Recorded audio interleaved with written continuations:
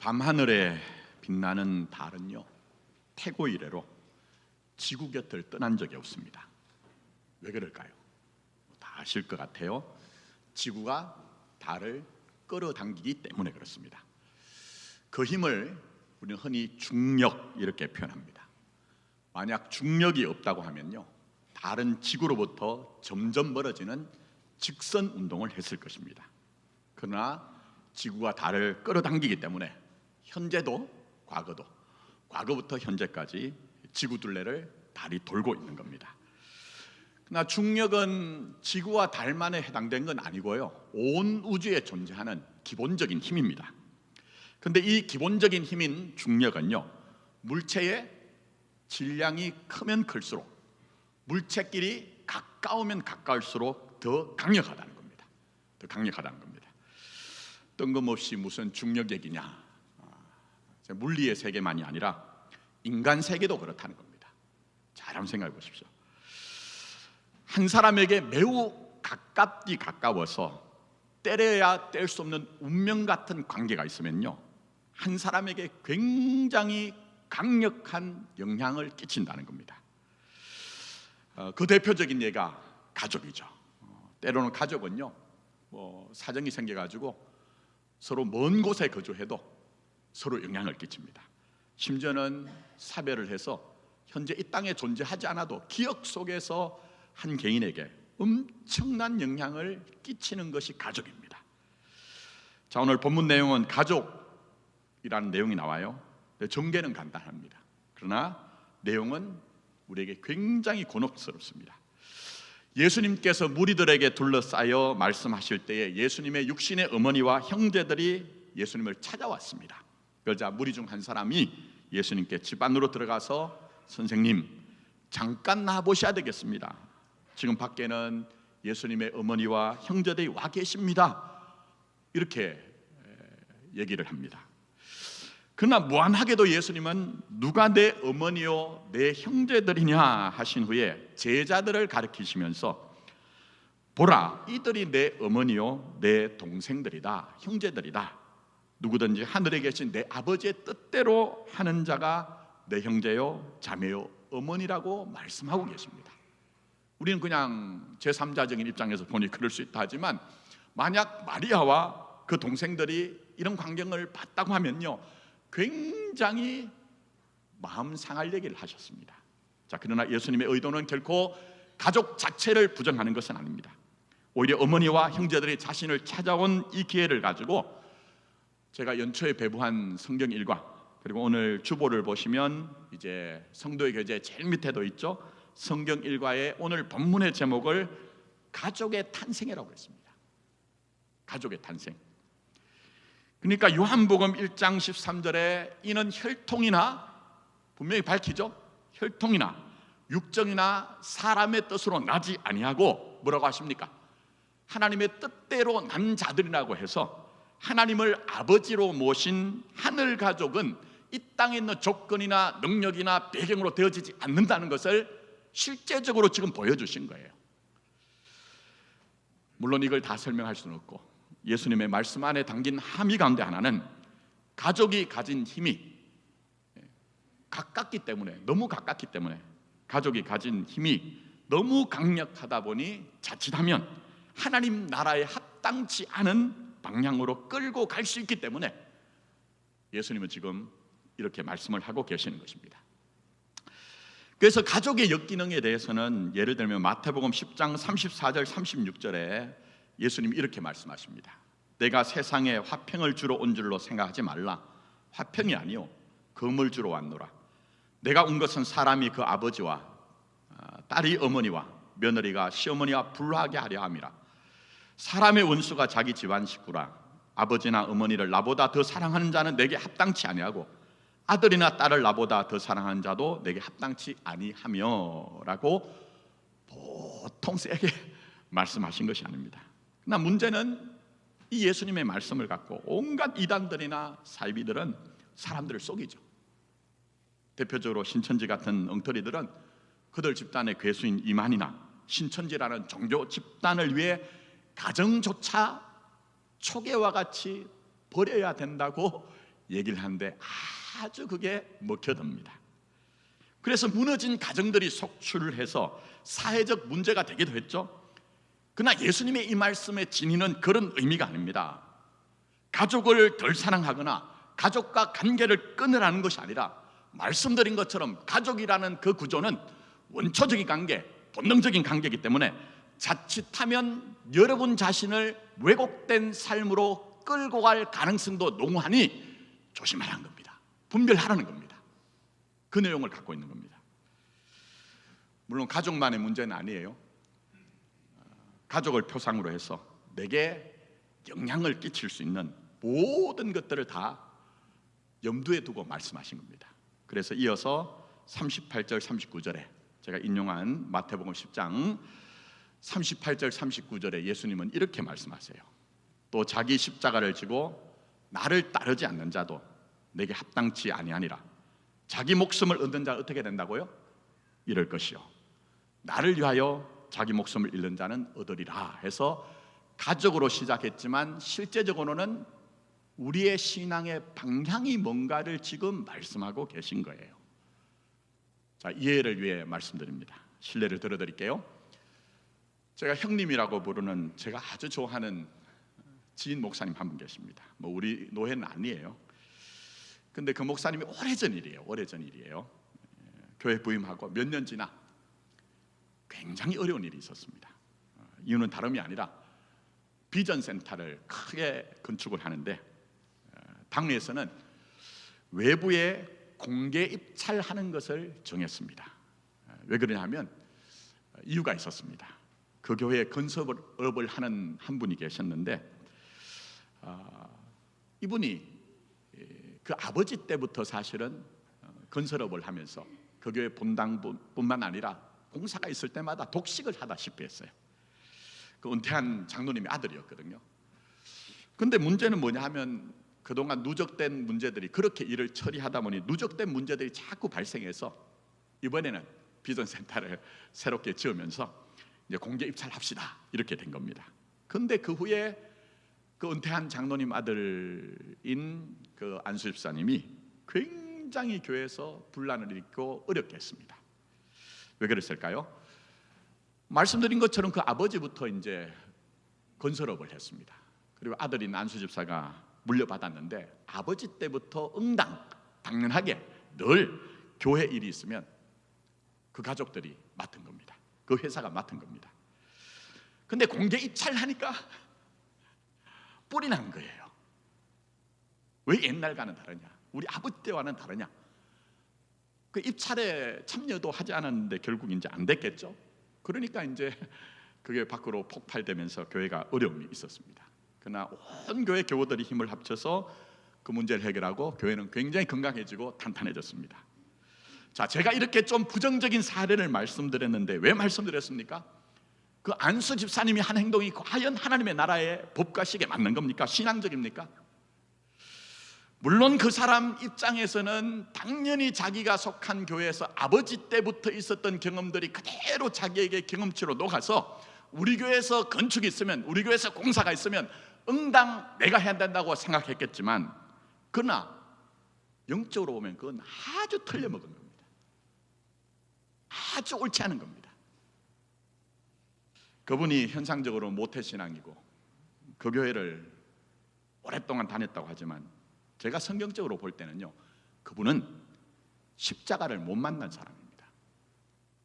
십자가를 못 만난 사람입니다. 여러분, 사도께서 분명히 고린도전서 1장에 뭐라고 신앙을 밝히셨습니까? 기독교 신앙은 힘으로 행세할 수 있는 수단이나 능력과 자원이 어떻게 됐다고요? 좀 세게 말씀드립니다. 십자가에서 박살난 사람이다. 진짜 신앙은 힘으로 행사할 수 있는 수단이나 능력이나 자원들이 예수의 십자가에서 다 박살난 사람이다. 그래서 그 어떤 것도 의지할 수 없고 그 어떤 것도 자랑할 수 없고 예수의 십자가만이 자랑이 되는 사람이 바로 신앙인이다, 이렇게 설명을 했거든요. 그러면 누구나 다 인간이니까 자기가 바랐던 것이 이루어지지 않았어요. 섭섭하기도 하고 뿔이 나기도 하고 분노가 생길 수 있죠. 그러나 그분이 적어도 자기 일생을 살면서 예수의 십자가를 만났다면, 또 지금도 여러분 십자가는 역동적인 십자가로 우리에게 역사되고 있거든요. 만약 그렇게 우리에게 역동적으로 역사되는 십자가 앞에 나갔다고 하면 아버지 때부터 누려오던 혜택을 권리인 것처럼 굴면서 주님의 몸인 교회를 향해서 그런 일은 할 수가 없겠죠. 절대 그럴 수가 없을 겁니다. 예수님이 영적 판별식을 우리에게 말씀하셨습니다. 열매를 보고 뭘 안다고요? 나무를 안다고 했어요. 열매를 보고 나무를 안다고 했어요. 그니 아니올시다라는 거죠. 아니올시다라는 거죠. 그러나 제가 생각해 볼 때 에서가게 그렇게 되지 않았지만, 그분이 아버지와 자신, 그리고 자신이 섬기는 교회를 하나로 엮어 생각하지 않고, 아버지와 나는 다르다, 교회는 내 것이 아니다 라는 그런 자기 분할하는 입장에서 판단하고 예수의 십자가 앞에 나가 자신을 돌아보고 성찰하면서 내가 지금까지 우리 교회에서 내 아버지를 등에 업고 살아왔구나. 예수님께서는 분명히 자기 십자가를 지고 자기를 부인하는 길을 가야 된다고 말씀하셨는데, 내가 지금까지 아버지를 등에 업고 살았구나. 이제부터는 그렇게 하지 말아야지. 아버지는 아버지고 하나님 앞에서 아버지는 아버지고 나는 나다. 그는 이제는 내가 절대 그런 길 가지 말아야지. 뭐 이렇게 됐다고 하면요, 교회는 문제가 생길 이유도 없는 것이고, 문제가 생겼다가도 오히려 그것을 교훈으로 삼아서 안정을 얻었을 것이고, 만약 그분이 그런 생각을 했다고 하면 그분은 굉장히 깊은 인격과 신앙의 소유자가 됐을 것이고, 주변에서 그분을 존경했겠죠. 제가 이렇게 간략하게 말씀드려서 그렇지 그 교회가 만만치 않은 그런 일들이 있었습니다. 그 과정에서 그분은 결코 온 교우들에게 좋은 인정을 못 받았어요. 제가 여러분에게 이렇게 불편할 수 있는 사례를 말씀드린 것은, 가족은 그 정도로 강력하다는 겁니다. 가까우면 가까울수록 내 눈을 멀게 하고 내 길을 닫게 하고 정말 하나님의 길을 가는데 방해되는 일들이 있을 수가 있다는 겁니다. 그러나 이미 제가 짚은 것처럼 이것은 가족만의 문제가 아니라 내게 가장 가까운 것, 내게 가장 밀접한 것, 내가 가장 고착되어 있는 것들이 내게 가장 위험할 수 있다는 겁니다. 그래서 오늘 제가 설교 결론으로 내게 가장 가까운 것 있죠? 내게 가장 가까운 것, 고착이 아니라 자기 분하의 길을 가십시오. 적절한 거리를 두고 하나님 앞에서 단독자로서 자기 분하의 길, 자기답게 되어야 되는 길을 절대 양보하지 마시고 여러분들이 그런 길을 갔으면 하는 것입니다. 제가 이렇게 부정적인 예를 드니 아이고 우리는 뭐 그런 일이 없습니다 할 수 있지만, 부정적인 것만 그런 건 아닙니다. 여러분, 제가 지금까지 거쳐온 목회지에서 장로님 한 분이 계셨습니다. 시무하실 때도 저하고 같이 동료 가셨고 은퇴를 하셨는데, 성품이 제가 지금까지 수십 년 세월을 목회하면서 가장 좋은 분이에요, 제 기억에는. 그런데 별세를 하셨습니다. 부인인 군사님이 너무 힘들어 하셨거든요. 물론 사랑하는 사람이 우리 곁을 떠나면요, 갑자기 막 그 기억을 해결하지도 못했는데 교회 와가지고 할렐루야, 하나님 앞에 천국 갔으니까 저는 괜찮습니다, 이렇게 하는 것이 신앙은 아닙니다. 여러분, 정당한 애도의 과정을 지나가야 돼요. 근데 그 권사님은요, 일반적인 경우보다, 다른 분보다 훨씬 더 그 긴 세월을 고통스러워 아파했거든요. 왜냐하면 장로님이 말씀드린 것처럼 너무너무 좋은 분이었어요. 권사님한테도요 너무너무 잘하셨어요. 요즘 여러분 끝난 드라마인데 폭삭 쏘가수다 있죠? 학시 말고 진짜 좋은 남편, 좋은 그 아버지의 전형이 누굽니까? 여러분 아신 것처럼 박보검이라는 배우가 역할한 양관식 씨가 계십니다. 근데 저는 실제로 양관식 씨를 봤어요. 그 장로님이 그러셨어요. 권사님은 평생 동안 결혼하고요, 예를 들면은 자기 운동화를 자기 스스로 메어 본 일이 없어요. 장로님이 마치 아기 다루듯이 권사님을 전부 그렇게 운동화 끈을 메어줄 정도로 따뜻하고 다정다감하고 그런 분이셨어요. 근데 문제는 평생을 권사님이 나 없이 평생을 남편과 고착되어 있다 보니 장로님 떠나신 후에 너무너무 힘든 세월 고통을 겪으신 겁니다. 그 점에서 여러분 꼭 기억하십시오. 내가 너희 안에, 너희가 내 안에는 누구만 가능한가요? 예수님과 우리 사이만 가능합니다. 이 땅에 존재하는 어떤 절대적인 것도 내가 너 안에, 너가 내 안에 이루어질 수가 없습니다. 그런데 우리는 많은 경우에 너무 가깝고 밀착되어 있고 또 고착되어 있다 보면 오해를 하죠. 내가 너고 너가 나다. 그럴 때에 우리 진정한 영생의 길을 온전하게 가기가 힘든 겁니다.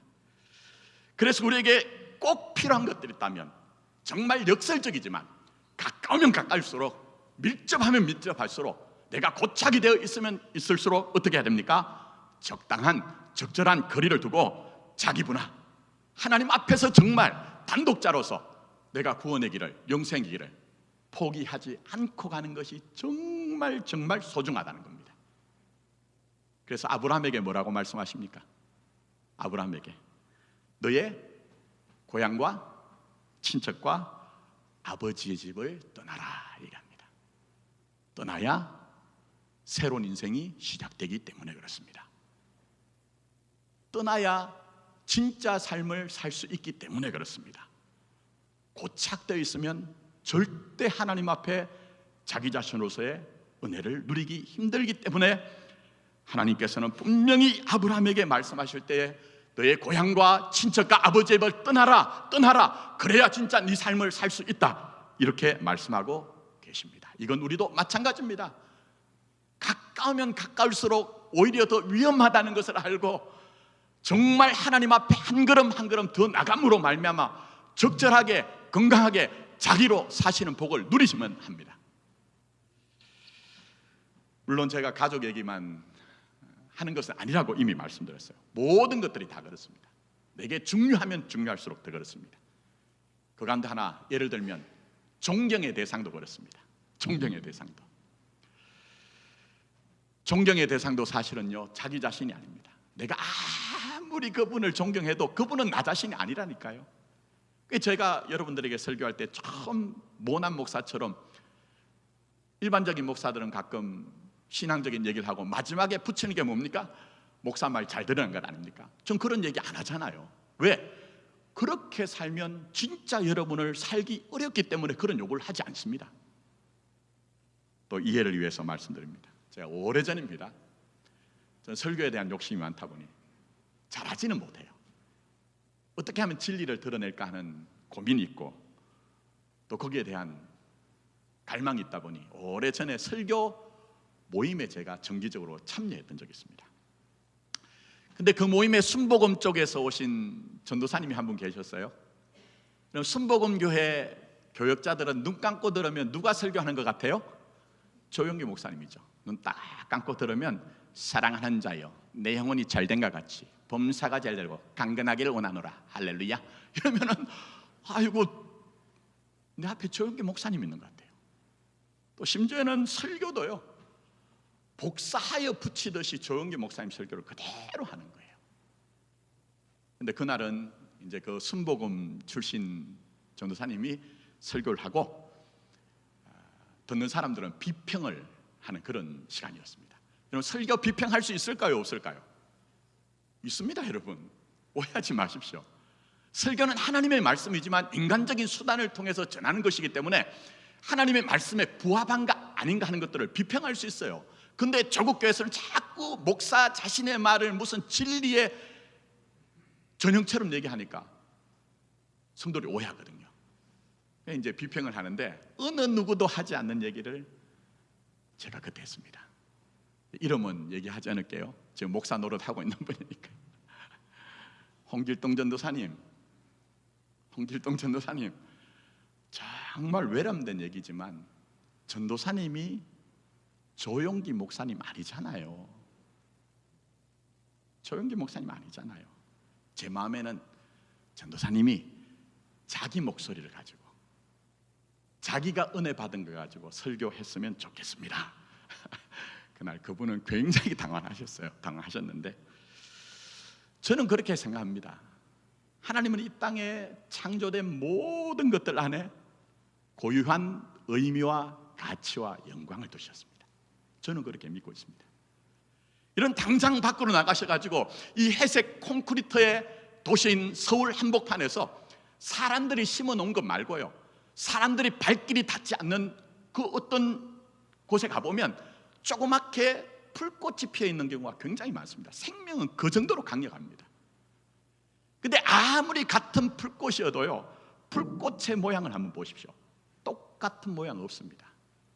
똑같은 모양 없습니다. 심지어는 우리 이 철도를 바꿔가지고 공원으로 만든 것 앞에 가보십시오. 사람들이 심어놓은 꽃도요, 꽃 한 송이 한 송이는 전부 모양이 다릅니다. 무슨 얘기입니까? 여러분은 하나님 앞에 고유하게 부름받았습니다. 누구 부러워할 것도 없습니다. 누구 흉내낼 것도 없습니다. 여러분은 정말 창조주 하나님 안에 있는 인생을 살기 때문에, 그 아들 예수 그리스도의 그 사랑의 크기와 높이와 넓이 안에 있기 때문에 누구에게가 고착이 되어서, 어떤 불우한 것에 고착이 되어서 자기 삶을 제대로 살지 못하는 것이 아니라 비록 작은 풀꽃 하나일지라도 제 모양대로 사는 것처럼 정말 하나님은 여러분에게 그런 것들을 원하고 계시는 것입니다. 제가 이렇게 자기 분하, 고착이 아니라 자기 분하 얘기했지만요, 바로 제 자신이 어떤 면에서는요 그 과정을 거쳤고, 전 앞으로 목사이기 이전에 한 인간으로서 거기를 가려고 마음을 먹고 있습니다. 무슨 얘기냐 하면요, 제가 앞에 말씀드렸죠, 우리의 모든 보는 대상들은요 자칫하면 우리 자신으로 살지 못하게 하고요, 그게 딱 붙어가지고 정말 헛된 삶을 살게 할 가능성이 있습니다. 그 가운데 하나가 뭐냐면요, 비전들, 꿈들, 목적도 심지어는 그럴 수 있습니다. 그게 저 자신이었습니다.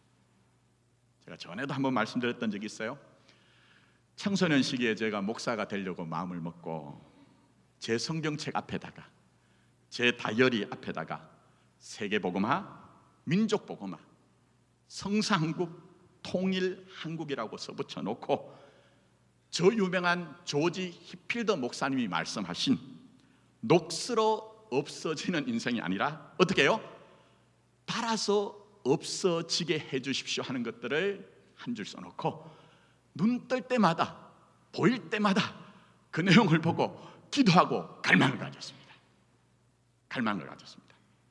근데 여러분, 제가 가졌던 그 꿈인 세계복음화, 민족복음화, 또 더 나가서는 성상국, 통일한국이란 것이 정말 제가 하나님 앞에 나가서 무릎 꿇고 눈물로 제가 받은 것일까요?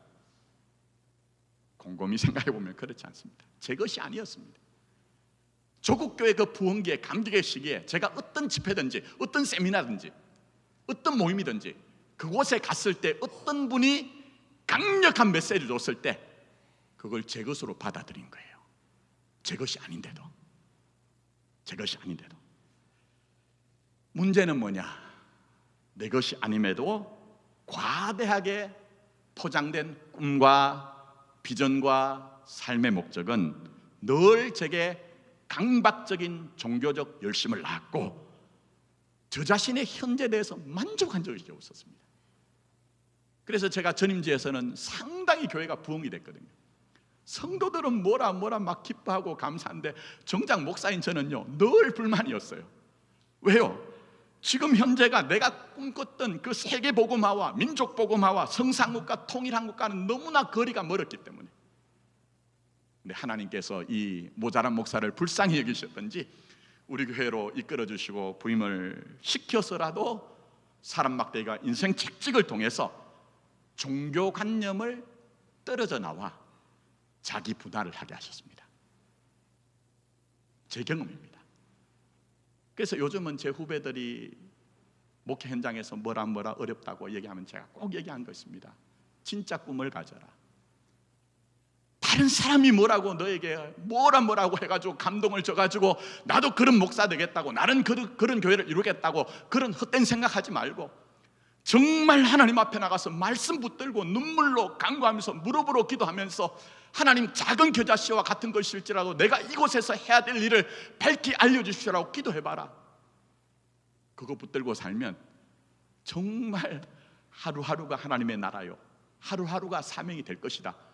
이 정도까지 제가 이제 얘기할 수 있게 되었습니다. 어떻게 생각하십니까? 하나님은 여러분에게 어떻게 일하실까요?